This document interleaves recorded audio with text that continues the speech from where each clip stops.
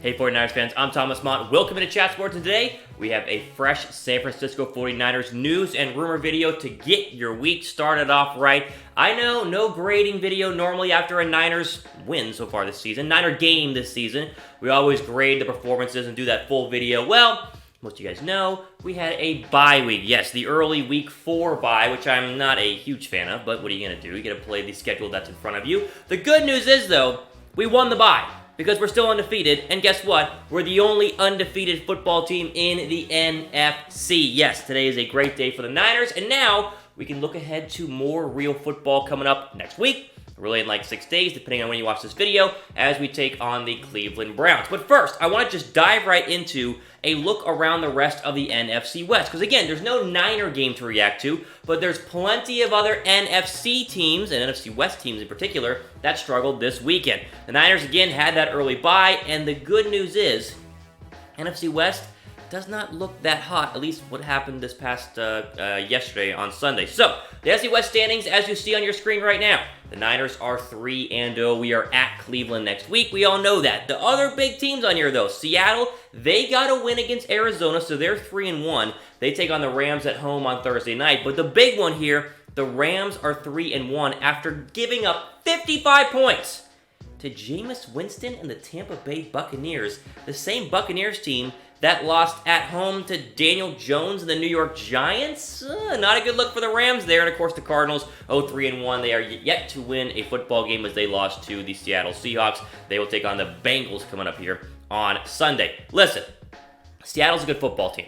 Okay, let's just tell it as it is. Seattle is a good football team. Their offense is not that scary, but at CenturyLink Field, we all know how good they can be. They're playing good football right now. I know that they haven't played that many good football teams, but still, the big road win against Pittsburgh kind of looms large, and of course what they've done at CenturyLink. The Rams are still a good football team as well, but I think that Super Bowl hangover is starting to, rear its ugly head, as it does for literally every single team. Are the Rams going to win games this year? Yes. Can the Rams make the playoffs? Sure. But the fact that they gave up 55 points at home to the Tampa Bay Buccaneers is good news for us in San Francisco. I think the Niners have a legitimate chance not just to make the postseason, as I've said before. When in preseason it was like, well, Rams, Seahawks will probably win the division, so maybe a wild card spot. Now it's like, no, let's go win our division, because we're undefeated right now, and the rest of the NFC West, Cardinals are terrible. We know that. They're not going to win a lot of games this year.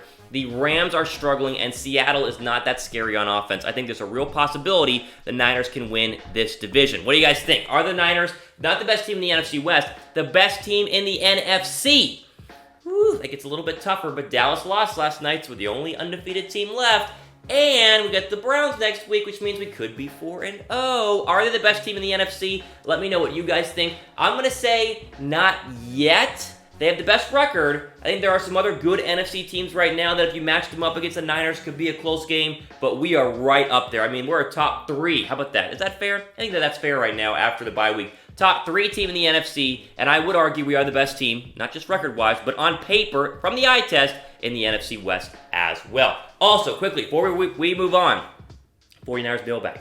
Yes, coming up next couple of days, I'm going to gather all your comments. If you guys want to ask a question to be answered in our mailbag video, use the hashtag 49ers, and most likely, can't guarantee it, but most likely I will answer it in a future, probably the next couple of days, maybe later on this week, we'll do a 49ers mailbag. So again, be sure, hashtag 49ers, get your questions in down below. Okay, this next one is fascinating to me. You guys are going to like this a lot. John Lynch spoke on a podcast on Friday about the trade market and potential 49er trades that have been brewing, or that could be brewing, or that may have already died. So again, let's just remember, the Niners have some injuries at some key positions. It just so happens they have Ahkello Witherspoon out, so cornerback is an issue, and left tackle is an issue, although I will say this, Justin Skule, watched the film last week, played pretty well. The rookie, later round draft pick, filling in for Joe Staley, played pretty well. But again, it just so happens that Jalen Ramsey and Trent Williams are out there at the 2 positions the Niners are banged up at. So, fans,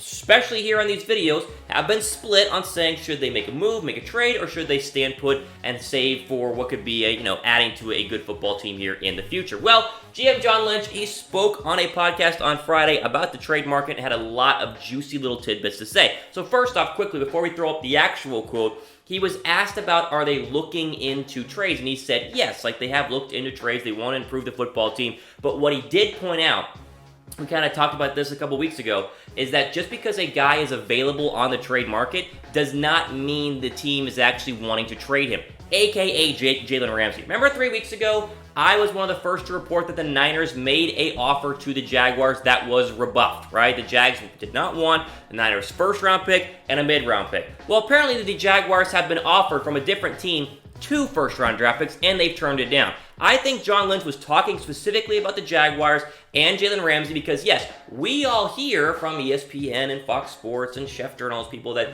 the Jags are looking to trade Jalen Ramsey. Well, the problem is teams are coming out and saying, we tried, they aren't opening, or they aren't open to a trade proposal right now. So I think John Lynch was trying to say, guys, we've looked into stuff like this, maybe Ramsey, maybe Williams, but those 2 teams, just because they say they're available, aren't exactly that available. So that's the first thing that he said. The big one that I want to get on here, I think really matters between you and me.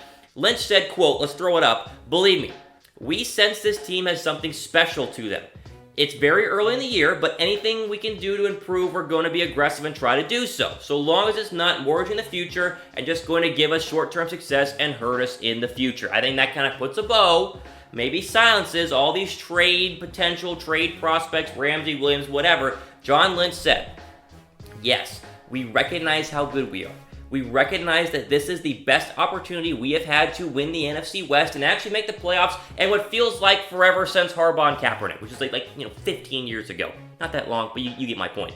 But he also realizes, let's just say the Niners don't win the Super Bowl this year. Which again, there are plenty of good NFC teams. You guys probably typed them down below in our last segment. If you don't win the Super Bowl this year, that means you want to be able to reload next year and not rebuild. I think John Lynch is saying, hey, if there was the right move for us, we'd make it. Like, I'm not afraid to make moves. And I believe John Lynch is definitely not. Look what he did this past offseason. But he's also saying, guys, we want to be good not just in 2019, we want to be good in 2020, and 2021, and 2022. We want to be good for years and years to come, and that means having first-round draft picks, having second-round draft picks, third-round draft picks. I think John Lynch put a bow on the whole Niners are going to trade for someone, Niners are going to mortgage their future. Does not look like it is going to happen. I'm okay with it, because I've said before, 2 first-rounders for Jalen Ramsey is too much, and Trent Williams, Joe Staley is coming back. And Justin School's been fine. I think we're okay. I think a lot of you guys agree with me, but I wanted to show what John Lynch said a couple days ago to further kind of, like I said, put a bow on it, tie it up, and let's go ahead and move on to the Cleveland Browns. I'll ask you guys, though, are you guys completely over? Because some might not be. Comment down below, are you completely over trading for Jalen Ramsey or Trent Williams or any other player that you guys want to get right now? Let me know in the comment section down below. Okay, quickly, before we move on, sponsor for this video, one of our partners, BetDSI, wanted to update me on a little issue we had the past couple of weeks. So I've been previewing and telling you guys about the 120% deposit bonus you get when signing up for BetDSI on chatsports.com/bet using the promo code 49ers120. Well, here's the deal. New promo code. It's just 49ers, okay? Let me say that again. Same deal, 120% off your 120% deposit bonus when you sign up and deposit with BetDSI at chatsports.com/bet. But use this promo code. You see it somewhere on your screen. 49ers. That's it. It's very simple. Guys, your $100 can turn into $220, and betting on the Niners has never been better. Plus, you don't even have to bet on the Niners. You can bet on any other team. You can bet on the Rams losing or the Seahawks losing or whatever. But the new promo code is 49ers. So go ahead and use that as soon as you guys want. Go ahead. Jump on it. Pause the video. Go use the promo code and then come back because we're moving on to the very interesting article written by Bleacher Report just a couple of days ago. They had an article saying one player for every NFL team that should be benched. Now these are interesting articles. They're kind of meant for you and I to discuss, but Bleacher Report picked on the 49ers to be benched Marquise Goodwin. The writer said the Niners should be giving more snaps to Dante Pettis, and of course also referenced that Jalen Hurd could be returning this week from the back injury, which we reported last week. Now, this is interesting. Benching is a very, very strong word, but promoting more snaps to Dante Pettis would make a little bit more sense. Listen, here's the deal on Marquise Goodwin's 2019 stats. 6 catches, 125 yards, to 20.8 yards per catch and 1 touchdown. Not that great through 3 games, and I think the number is he's been targeted less than 3 times in every single game and has played in like 63.9% of the snaps in the offense this first 3 weeks of the season.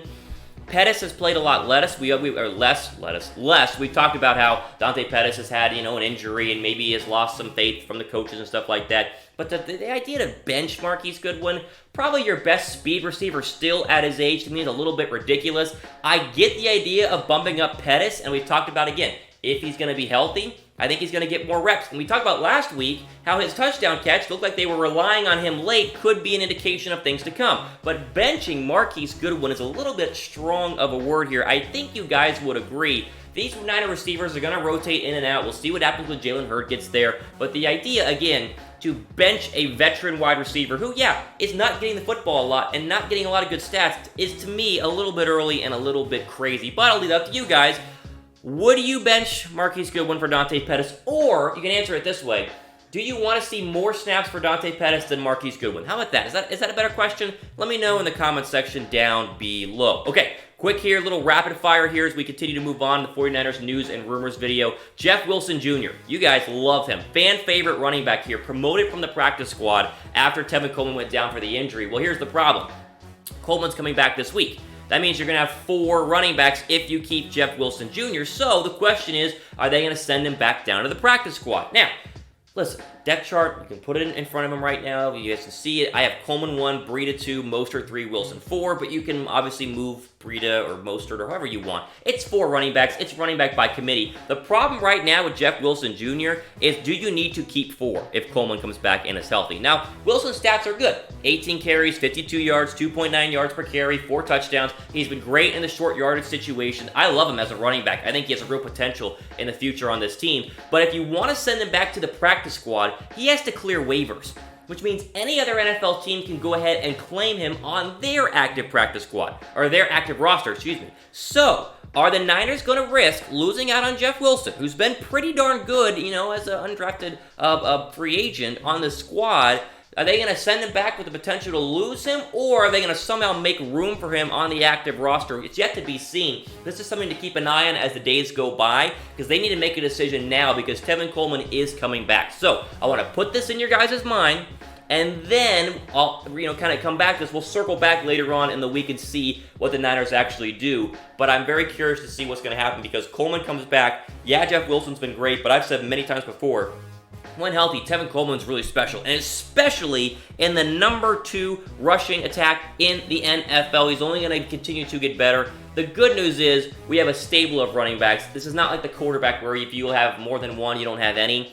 The more running backs, the better. We all know this, and it's showing a prospering on the field right now with the 49ers. Okay, quickly, 49ers mailbag. One more reminder, get your questions in, hashtag 49ers down below. I'm going to answer these in a video later this week. Mailbag, we have a lot of fun with these. Ask me anything, mainly 49ers specific, but I'll answer most about anything, so let me know in the comments down below. And finally here, this one's just for you and me to kind of pat ourselves on the back for being Niner fans and how great the Niners have been. The 49ers offensive line is balling out of their mind, even with Joe Staley out. Even with Staley out, School has come in and looked very, very good. So the offense has been great. They boast the number 2 rushing attack in the NFL and the number 4 total offense in the National Football League allowed. Here's the deal, though. The Niner O-line has allowed 13 pressures all season. That's a pressure on Jimmy Garoppolo in 16% of his dropbacks, and the Niners, according to Pro Football Focus, are 4th in pass blocking efficiency. They've been great. Now, last week, these numbers are kind of skewed a little bit because they have 13 total pressures all season. They've given up 13 total pressures, but there were 10 given up last week. It was not because of Justin School. Mike McGlinchey just had a bad game. Not a good Mike McGlinchey game when you watch the film. So, that number right now, as they're 13th in total pressures, I think it's top 2 in the NFL, could be even less because overall, 3 pressures in 2 games and then 10 in 1 game is kind of a, moves the scale a little bit. But I just wanted to throw that out to you guys because the Niners are balling out. They're playing great. And one of the main reasons is because Yeah, Jimmy Garoppolo had a lot of people in his face last week, but overall, not giving up a lot of sacks, not giving up a lot of hits, and not giving up a lot of pressures while opening massive running lanes for the running backs who are, again, get Tevin Coleman back this week. So, there we go. All the time we have for today on the 49ers news and rumor video. Be sure to get your mailbag questions in. We got plenty more coming this week, so subscribe to Chat Sports. And, of course, if you're watching this on our 49ers only Chat Sports YouTube page, subscribe there as well. I would greatly appreciate it. For Chat Sports, I'm Thomas Mott, signing off. Enjoy the rest of your day.